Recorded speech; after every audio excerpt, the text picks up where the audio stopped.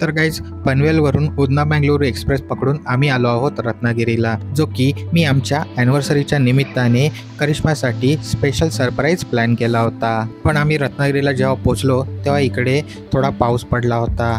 त्याच्यामुळे इथलं वातावरण एकदम मस्त थंड झालं होतं. आणि हे सर्व पाहून करिश्मा एवढी खुश झाली होती की तिने तिच्या घरी सर्वांना फोन करून सांगायला सुरुवात केली की आम्ही आलो आहोत रत्नागिरीला, म्हणजेच त्यांच्या गावाला. पण आम्ही इथे आलो होतो तरी आम्ही इथे त्यांच्या घरी न राहता आम्ही हॉटेलवर राहणार होतो. आणि त्यासाठीच मी आधी हॉटेल बुक करून ठेवलं होतं, शांती द ग्रँड पॅलेस, जे की रत्नागिरी बस स्टॉपपासून खूप जवळ आहे. तर आम्ही त्या हॉटेलला जाण्यासाठी एक शेअर रिक्षा केली, जिने आमच्याकडून 50-50 रुपये घेतले.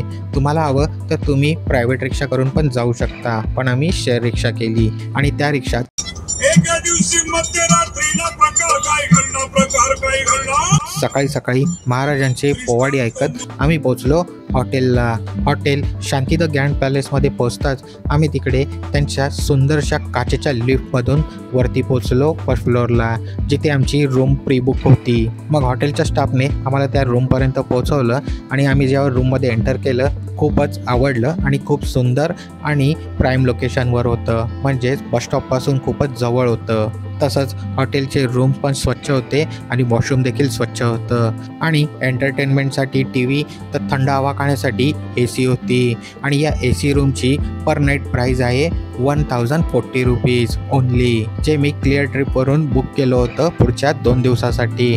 आणि या 2 दिवसामध्ये आम्ही रत्नागिरी फिरणार आहोत, ते पण बाईक रेंटवर घेऊन. म्हणजेच खूप दिवसांनी तुम्हाला आता मोटो व्लॉग देखील पाहायला मिळतील.